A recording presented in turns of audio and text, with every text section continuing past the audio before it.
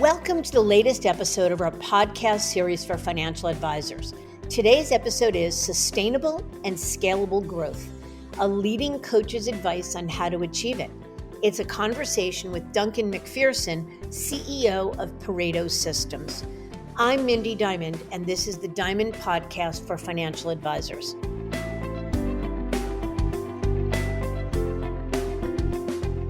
This podcast is designed for advisors like you who are interested in learning more about the evolving wealth management industry through candid dialogue with breakaway advisors, those from the C-suite, and industry thought leaders. It's available on our website, diamond-consultants.com, as well as Apple Podcasts and other major podcast platforms. So be sure to subscribe and share it with your colleagues.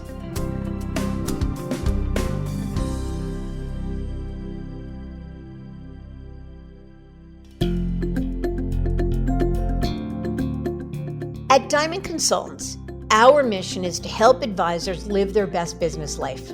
We want every elite advisor to find exactly the right place for their business and their clients to thrive, whether it's at a wirehouse, a regional, boutique, or independent firm. As the industry's leading recruiters and consultants, we've transitioned more than $250 billion in assets under management in the past decade. And each year, 25% of transitioning advisors who manage $1 billion or more are our clients.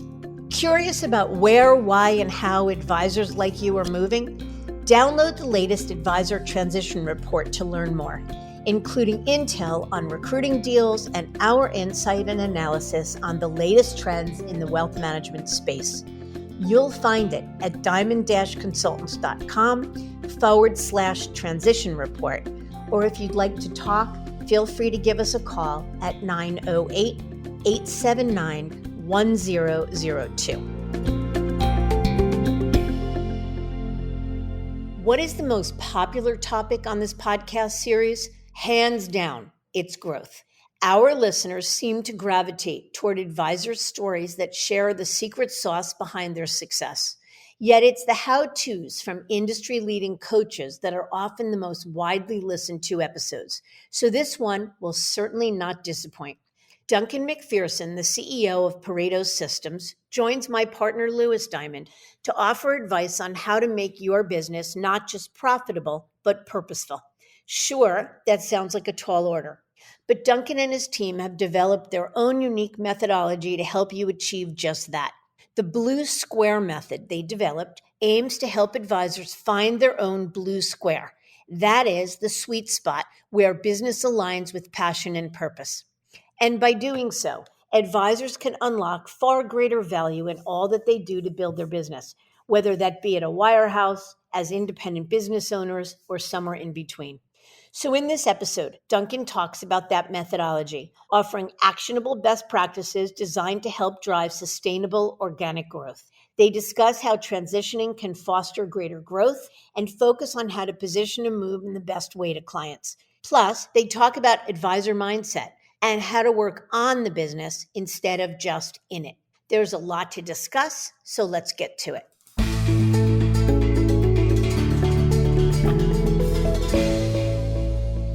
Duncan, thank you so much for joining our show today.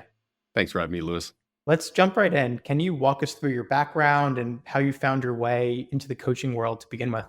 Yeah, just long story short, it was actually quite accidental. I had a marketing company back in the early 90s and over time started attracting financial professionals to that business, started to be fascinated by the business. I started collecting currency. I now have, I think, about 140 countries represented in my collection. Wow. So I was fascinated by the industry. I started talking to friends of mine who were in the financial services space, offering up some insights because some of the most enlightened, even back then, the early adopters when it came to client acquisition were not chasing. They weren't salespeople. They were attracting new clients, which lined up with my philosophy. So I started giving some basic ideas. They caught on, got a little momentum. My phone started ringing. I had one foot on the boat, one foot on the dock. I wasn't completely committed to the space, but then I started getting some introductions and it started to really gather some steam. So I made the decision in the mid 90s to go all in this space. Love it. I hope some of the coins you've owned are Bitcoin. You probably have a pretty strong opinion against that. A strong opinion about blockchain and ISO cryptocurrency. I don't think we've heard the end of that space. I think there's going to be a very interesting connection there in time. But the concept of currency and the origins of currency and what makes currency valuable or not valuable is extremely fascinating to me, especially considering the history of currency. So yeah, I just love the space panoramically. Very interesting. What led you to found Pareto Systems in 2000? And Pareto Systems is obviously your current company. Right. So I've had this, again, fascination with a variety of the immutable laws and principles that affect us all in life and in business. The law of abundance, the law of attraction, the law of cause and effect, the law of environment, and on it goes. The law of scarcity, the law of compensation. I mean, it's just such an incredible study. And within that is the Pareto principle, also known, of course, as the 80-20 rule. 80-20 rule. Yep. I started to realize that obviously 80% of the business comes from 20% of the clients. 20% of the business comes from 80% of the clients. And I started asking our advisors to invest 80% of their time on the 20% of the clients who generate 80% of the business. Common sense. But I realized it wasn't a common practice. And a lot of it was because many advisors, they're so honorable and they want to take care of everybody. They max out because they end up spending 80% of their time on the 80% of the clients who generate 20% of the business. And in the spirit of plateau avoidance, just being mindful of that principle will help somebody allocate their time to the clients they're trying to competitor proof and maximize and replicate. So that's the origin. Love it. I was wondering that. I'm a huge fan of the book, and I often, maybe unsuccessfully, try to apply a similar formula to my business and how we counsel advisors. But I think it's an amazing kind of focus for the business. And I think any advisor who can figure out that dynamic, my guess is grows faster, gets more referrals, and just has a more fulfilling business because they're working on higher value activities. So not to step on your toes, the next question. What types of services does Pareto offer? And how are you typically delivering these services to your clients? Great. Thank you. At our core, on a retail side with individual financial professionals, we offer coaching and consulting, which combines a very enlightened philosophy about growth, organic growth. This is a collection of proven strategies. But at the end of the day, what fuels it is incrementalism, the compounding effect of long-term momentum that creates that flywheel effect, making it sustainable, making it sticky. But at the end of the day, it's about proven strategies with an enlightened philosophy and an incremental approach to deployment and implementation. Thank you for sharing that. This may seem like a novice question, but what is the actual difference between coaching and consulting? You mentioned you did both. I feel like sometimes the words are used as synonyms, but my guess is they're quite different. So how do you deploy both those services and what's the fundamental difference? That's a very good question, actually. And I think the consulting is diagnostic. It's really popping the hood, kicking the tires of the business and understanding where the gaps are, where the unmet needs are, and drawing that out to create a blueprint. I think the coaching, it's not unlike a personal coach in the gym. It's like a professional nag. It's an accountability partner to ensure that it's not just a pep talk, like things get done. So it's a fine line, might be some semantics, but that would be my way to create that distinction. I think that's right. And it seems like, at least in my opinion, you need both. Because someone who's just pushing you to be your best, but isn't able to offer actionable advice on your business, to me, is less effective than someone who can listen and do both. So you've mentioned that your target market are financial advisors, but can you elaborate on types of advisors you work with or firms, and how can someone think about whether they're the right fit to work with Pareto? Yeah, again, thanks for that. I mean, we've worked with a variety of fee-for-service, knowledge-for-profit professionals. These are people who think for a living, but our core is in the financial services space. And candidly, it starts with a philosophy. The people who like us the most need us the least. if you know what I mean. Like they're already very effective, but they're mindful of plateau avoidance. They're just looking down the road. And I often ask, are you a $1 billion advisor currently managing 450 million? The question seems simplistic, but it's quite revealing. And because Lewis, 0 to 450 is hard. 450 to a billion is less hard. We see it all the time. But it starts with the philosophy of they're already self-motivated, they already have momentum, but they're also looking down the road. They're to varying degrees aware of the potential collision course with a plateau or with commoditization, and they just want to keep working on themselves and working on their business.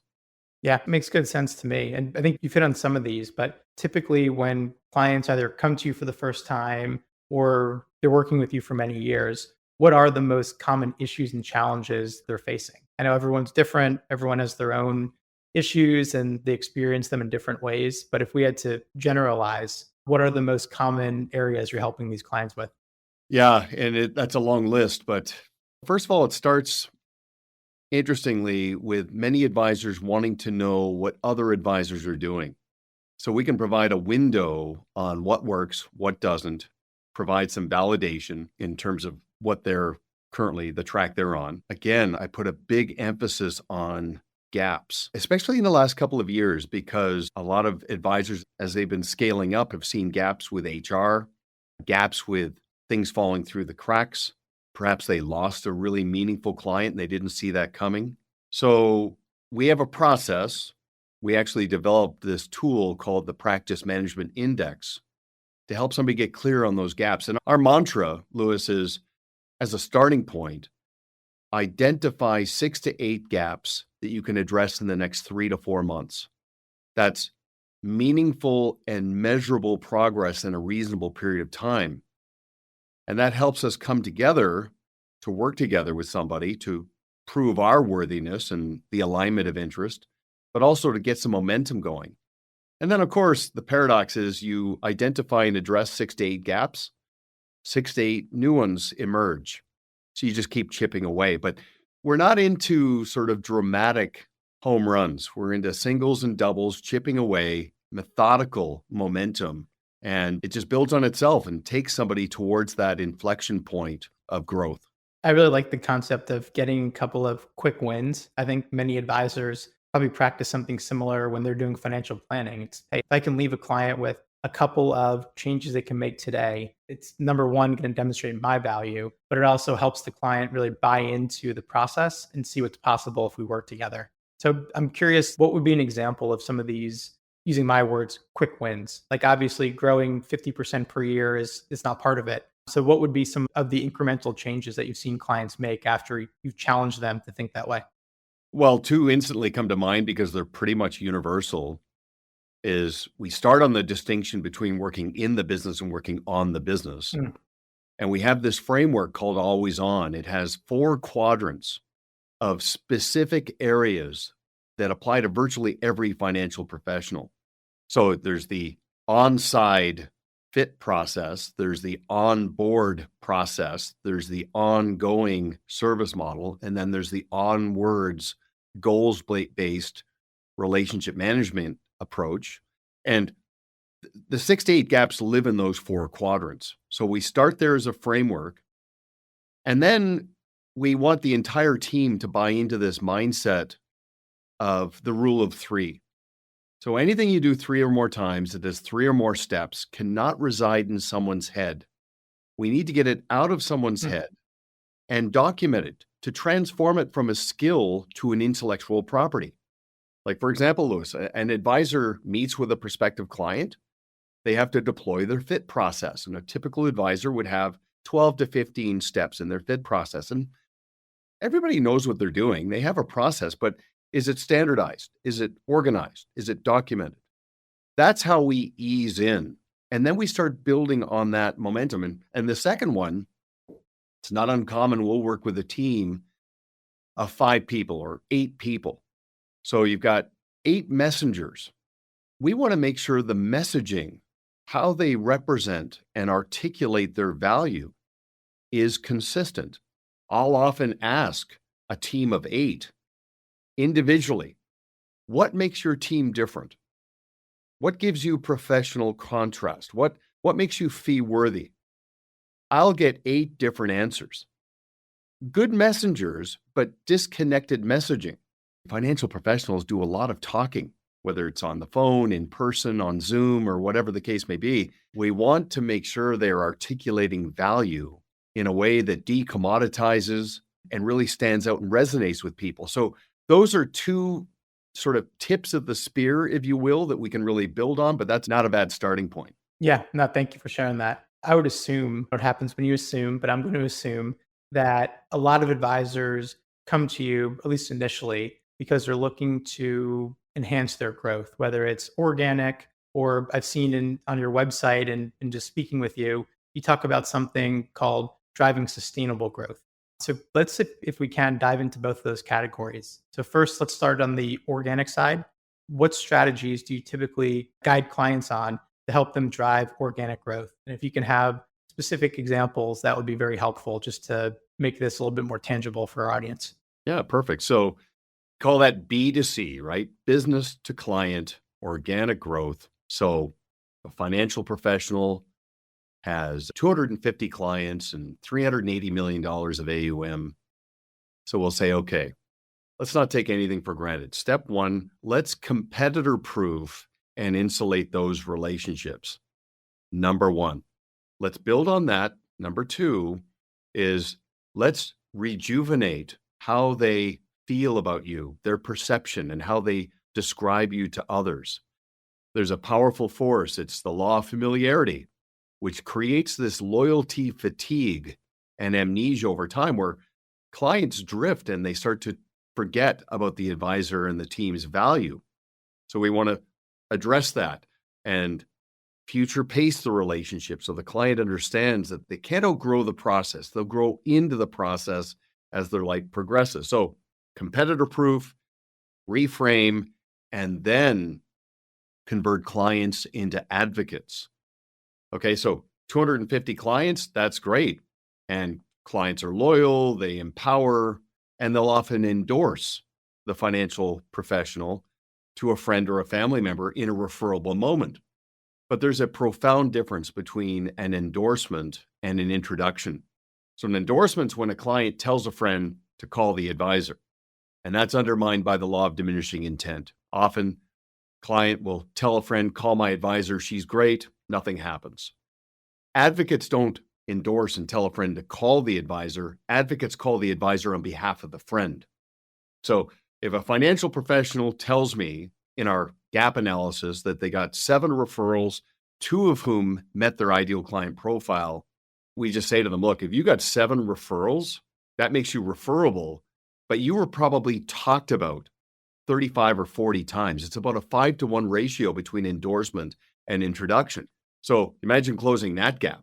So the advisor's referable, that's the hard part, but let's convert it from endorsement to introduction. And let's also remove the mystery around who the team is suited for so that not just the quantity of introductions increases, the quality increases. And that's all engineered. It's by design based on positioning, messaging, and of course, the overall decorum of the team. But that's the organic growth approach.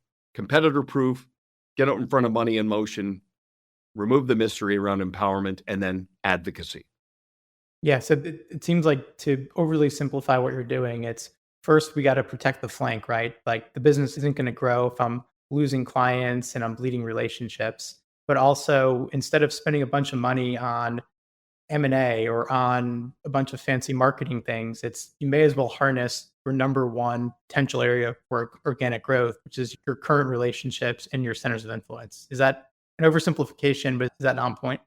No, that's bang on. And the only way I could add to that is treat every investment of effort that contributes to what you just described as a proof of concept, as an intellectual property that can be captured and organized and standardized in a proprietary playbook. Okay, so if Diamond was a financial advisory firm, I'd call it the Diamond Way, where you've got everything documented and you could literally take that playbook the diamond consultant's way and put it in somebody else's hands.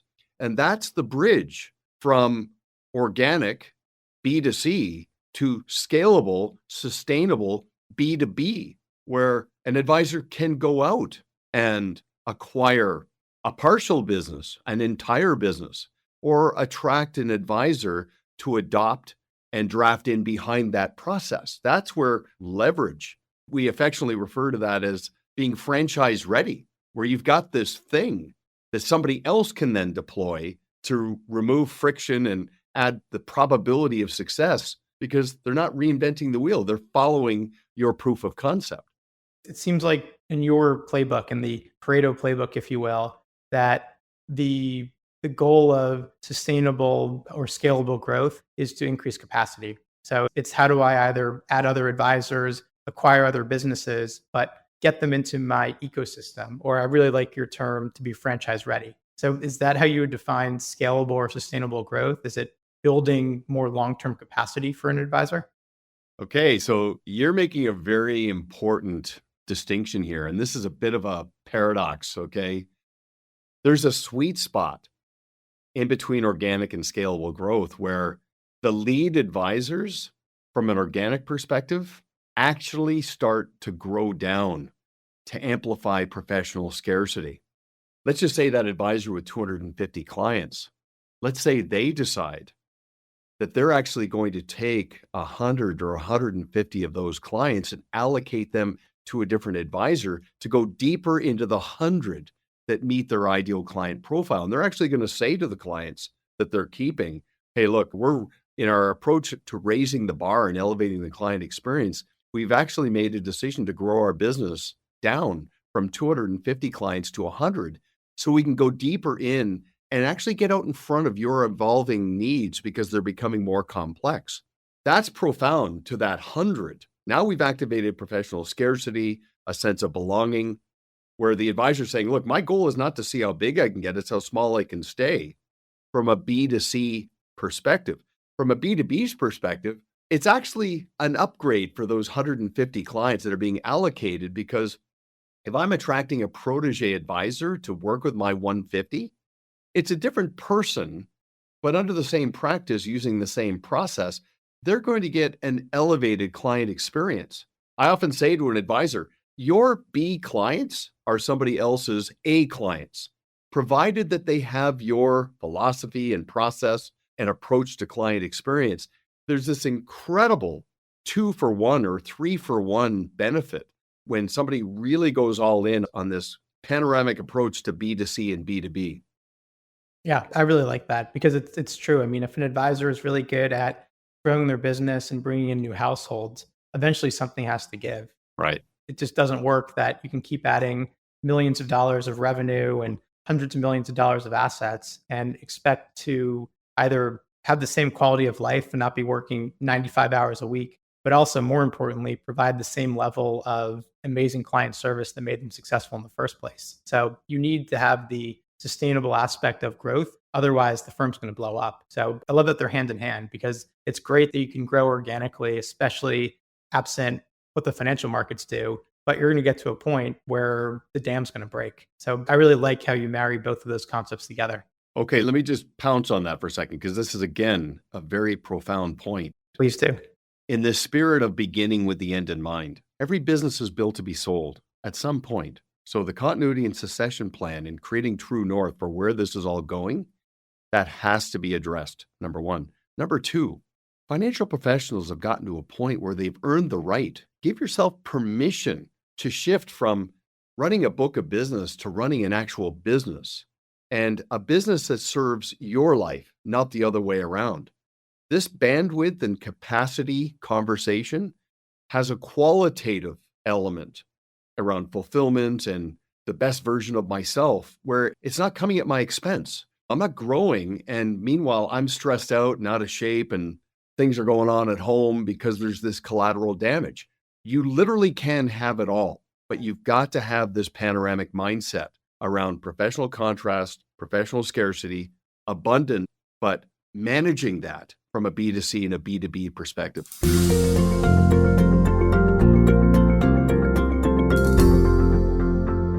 Let's spend a minute talking about, you said beginning with the end in mind.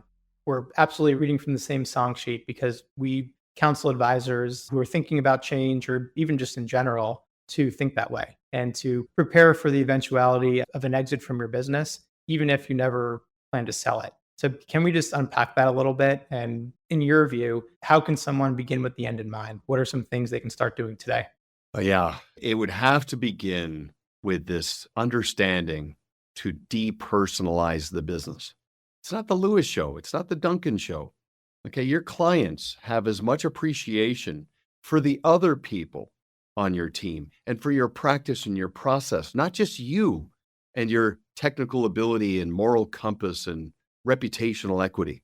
So it starts there. So get everything out of your heads, elevate the client's appreciation that you don't just manage money, you manage a business and you manage people. Start there.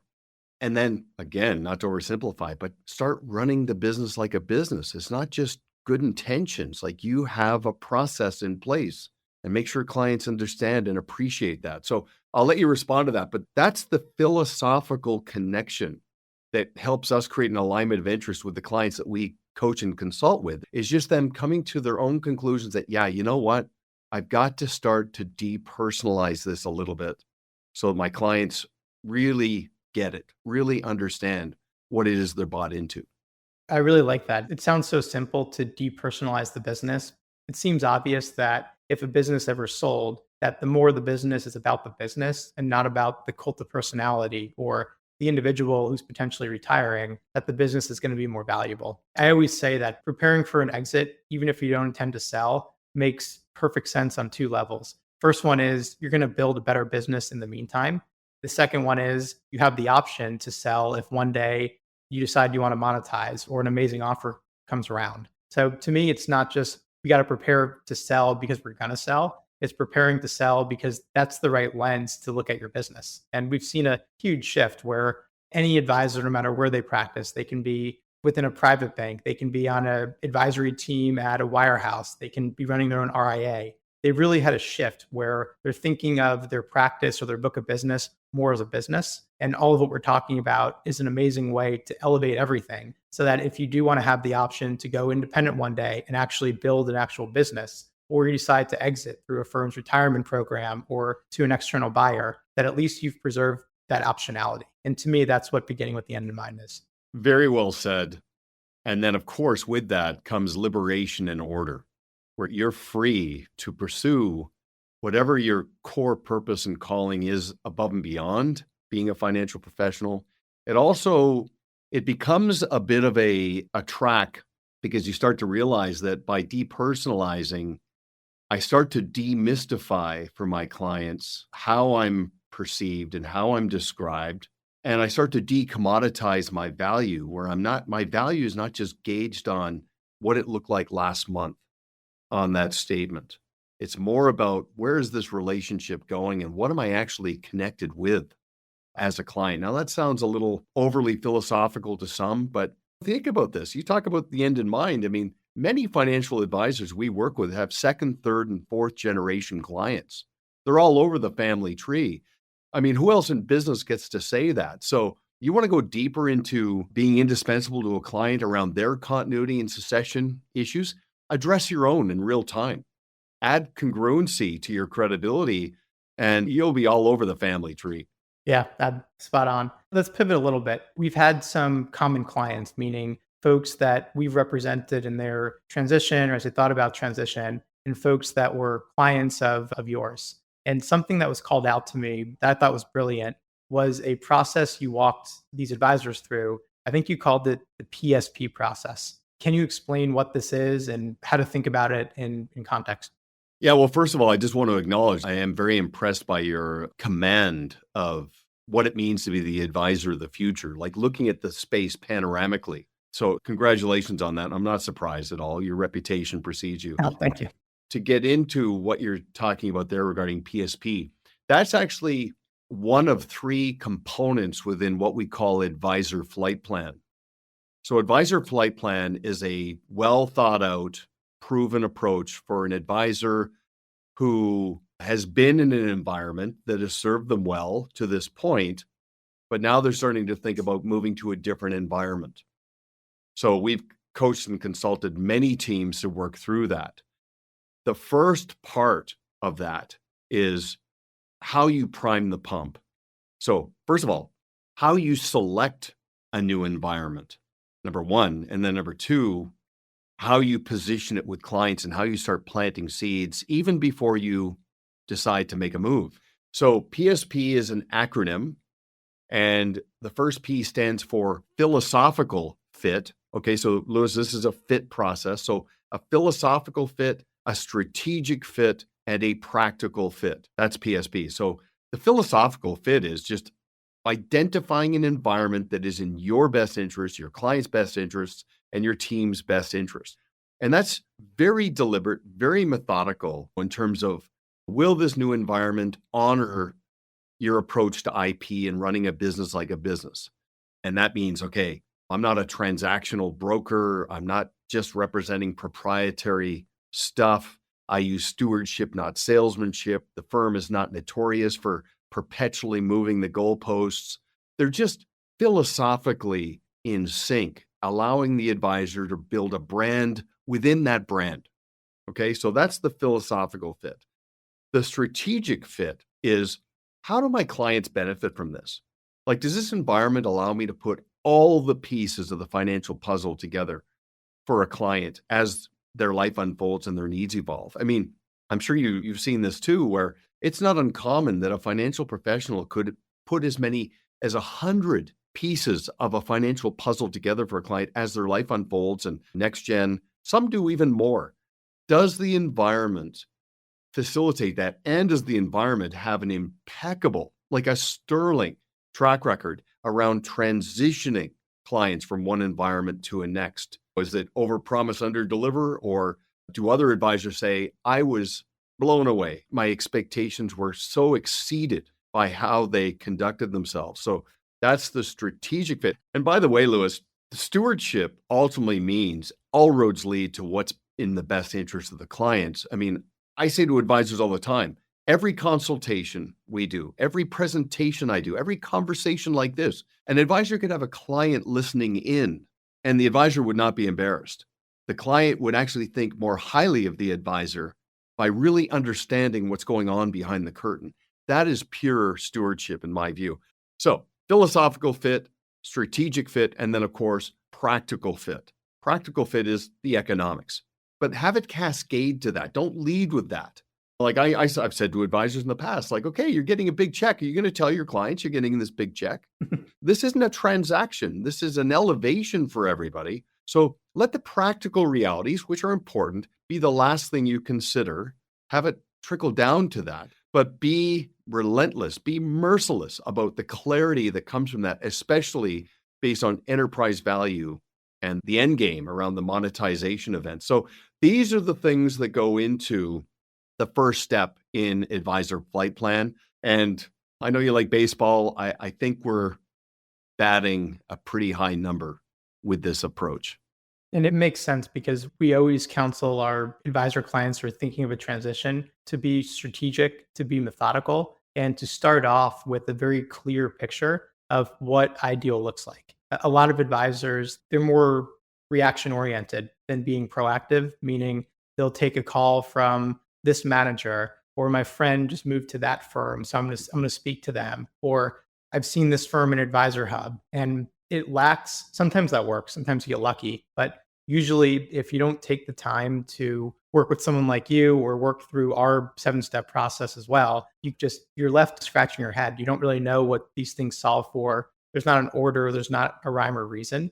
So I would encourage any advisors listening, even if you decide not to make a transition, to spend extra time than you think, either retaining someone like Duncan, talking to someone like us, just getting really clear on what your North Star is. To us, that's a requirement. We won't work with anyone who isn't going to be thoughtful about what they're trying to solve for. It's just inefficient and does not lead to as good of results. I want to talk, though, about a couple of other things related to transitions. I know that part of your coaching is around positioning a move to the client. So you talked about how, as part of the PSP process, that the last P, the practical side, of course, the economics have to make sense, in my own words. but that can't be the reason you're making the move. So with that as background or context, how do you help your advisor clients position a move in the eyes of their client? Like, what are the key tenets of the pitch, or what are some actionable things that you're willing to share with the audience for how they can position a potential move to clients one day? Yeah. So there's a lot there. And again, many advisors are reluctant to even go there and have a conversation with us early because of their uncertainties about confidentiality and things like that. So we're, as you are, very mindful of that. But here's the thing, and this sounds corny, Lewis, but I say to an advisor, okay, you and I are having a consultation right now. Look at an empty chair in your office. Pretend your client, your best client, is sitting there listening in. Just pretend that. So let's just be open and forthright. What does all this mean? The first step, even before you've decided officially that you're moving and who you're moving to, start planting seeds for your clients. And this is very simple. At the end of every phone call, after every meeting you have with a client, over the course of the next 90 days, just plant this seed.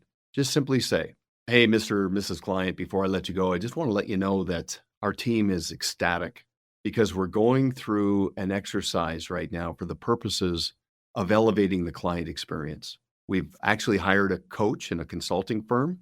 They popped the hood, and it's not like there's anything wrong in terms of our current approach, but we just don't want to be complacent. We know we can raise the bar, find that next level, and we're ecstatic about this exercise. And over the course of the next few months, I'm going to start to show you some of the things that we're doing. And I hope you see the value in them as well. So I just wanted to say that. Obviously, you're just planting a seed. You're opening the conversation without tipping your hand about anything. It's not like this admission where you're saying, hey, look, we're just now getting our act together. I appreciate you sticking around with us all these years as we've been winging it. No, you're basically saying we're not at the mercy of the status quo. So you're just planting a seed, you're future pacing, and you're giving yourself permission well in advance to obviously reveal to them what's actually happening, because you can now in the future point back to that conversation and let them make the connection. That's how that looks. It's very simplified, of course, but it's just been proven to amplify the buy-in and the engagement of these clients. I think that's brilliant because as you started that, I was like, uh-oh, he's coaching people on how to violate protocol or different ways to violate their employment agreement. But what you said, it's you're not admitting that you're looking around. You're not even, I think, opening up for the question of, well, are you moving? But it's a really good way that when they do get the call when you move, they hopefully remember or connect with the fact that this was methodical, something you've been thinking about for a while. And some of the reasons you're considering this is because you're trying to take your business to the next level or take what you can do for the clients to the next level. I'm a huge fan of that. I'm going to steal that and start recommending that as well. Well, and Lewis, I will tell you, as you can imagine, the clients who are these self-generated first generation affluents, right? They've earned it themselves. They bootstrapped. They're the proverbial 25-year overnight success stories. Really connect with this because they understand that this advisor's clay is still soft. They're not just riding their momentum. They're continually working on themselves. They can relate to that, even if it's unspoken. It's just something they can relate to and connect with on a different level. Fantastic. Let's do 2 more questions, if you don't mind. So still on the topic of transition, I assume that sometimes as clients are working with you, some of the challenges they might be facing are a direct result of the firm they're employed by, the platform they're on, et cetera. So do you believe from your coaching perch, which does not have a horse in the race, if you will, around whether or not someone transitions, that in some instances, changing firms or changing models can be a successful way to drive growth or to turbocharge growth? Or do you feel differently? Well, first of all, it begins with a mindset that you honor and pay tribute to the environment that you are in and that you decided to be in years ago. Okay, so just take the high road. It served you well to this point. So as a lifelong planner, that was a chapter in your life. Embrace and honor that, number one, just philosophically. Number two, yes, to answer the question directly, it's interesting, Lewis, because in the spirit of expectation management, many advisors reveal to me that their fear is, are the clients going to follow me? Will the assets follow me? And we have a very interesting approach to that, getting their head around, is it going to be 80%? Will it be 100%? Whatever the case may be. Then in the spirit of future pacing, then I start saying, what does it look like if 120% follows you? And they're like, what? I say to them, look, there's loyalty fatigue in your business. There's complacency in your business. There are dormant assets. There's a vein of gold in your business that, for whatever reason, is dormant. When you go into motion, if you position this properly in a forthright, transparent manner and future pace, you will reframe and rejuvenate your relationships, and you will unlock all kinds of dormant assets, or you'll get out in front of them evolving, whether there's a liquidity event, right? Selling their place in Tahoe, or the biomedical firm they had a private placement in materializes, whatever the case may be, they're going to get out in front of that. And it's very common that a $200 million business, once it transitions after 6 to 12 months, it's a $130 million business or more, just depending on the reality. But there's a bit of a self-fulfilling prophecy to this. It's a mindset around expectation management. I mean, as well as I do, that stress is born in the place between expectation and reality. So let's just be very methodical about expectation management. Let's adopt the mantra that only the paranoid survive. Let's be paranoid about this, but let's also be optimistic and self-fulfilling that you're going to crack the code and you're going to unlock a lot of advocacy, empowerment, and rejuvenate loyalty once the dust settles. And we see that all the time. So you heard it here first. Transitions can lead to growth. That wasn't Lewis, the recruiter and president of Diamond Consultant speaking. That was Duncan MacPherson, a very highly regarded advisor coach, saying that by transitioning, I'd say sometimes you're able to have a new mindset, I guess, go back to clients that maybe the relationship grew stale or dormant, and being re-energized and having a fresh place to hang your shingle can sometimes lead to growth. Talking a little bit tongue in cheek, but I think that's a very powerful takeaway, because in our line of work, people hear the word transition and they clam up, right? All they think about is the risk, the amount of work, the stories they've heard. But we always try to coach people on framing it as a positive. These are going to be the benefits of transitioning. You're doing this for a reason. You didn't come to this decision lightly. And there's also a mindset shift that happens when you make a move. It's a new environment, and maybe you grew complacent, or things were on autopilot. And now it's a way to get back in touch with the business and really focus on growth. Well said.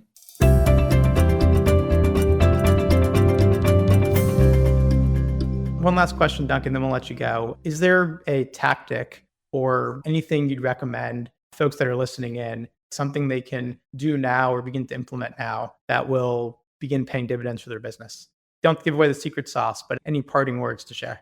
I have to say, just based on everything that's going on in the world right now, and just having an understanding of the signal to noise ratio, the real signal, as a gentle reminder, is appreciate what you have as you aspire to what you want. Like, stay ambitious, keep setting goals, but don't take anything for granted. Number one. Number two, focus more on who you're becoming than what you're getting. I mean, the monetization is measurable, but ultimately what matters is moving in the direction of the best version of ourselves, self-actualization. And to paraphrase Hemingway, he said, your goal isn't to be better than someone else. Your goal is to be better than your former self. That requires a methodical, disciplined approach to working on yourself. And Lewis, I got to tell you, at this stage of my life, every time I say this, I get to hear it myself. It's a gentle reminder. That's what matters. The other stuff matters too, but some things matter more. And I'd like to think that little reminder matters a lot, because the better you take care of yourself, the better you can take care of everybody else. You can't pour from an empty cup. Don't let somebody else's success come at your own expense. You take care of everybody else by taking impeccable care of yourself, and your fulfillment and your sense of purpose gets amped up to another level. So that's just my little insight there.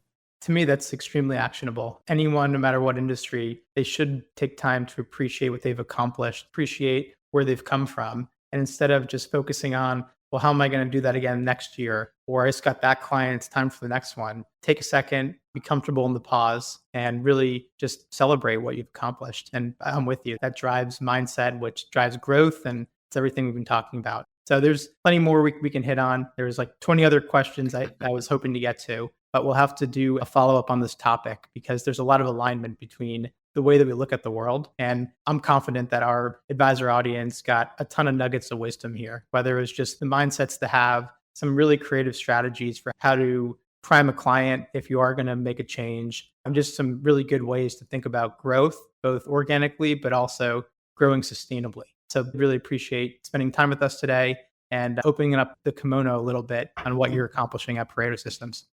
My pleasure. I really appreciate it. And I look forward to doing it again. And yeah, I completely agree. We're completely in sync and philosophically aligned. And your reputational equity, now that I understand why that is a thing and everybody that's on your team, very impressive. So I appreciate you making the time. You asked some great questions. And yeah, let's do it again.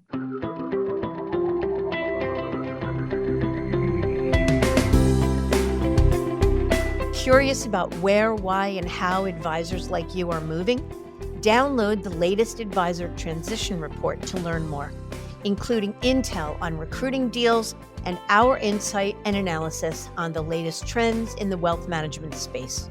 You'll find it at diamond-consultants.com/transition report. Or if you'd like to talk, feel free to give us a call at 908-879-1002.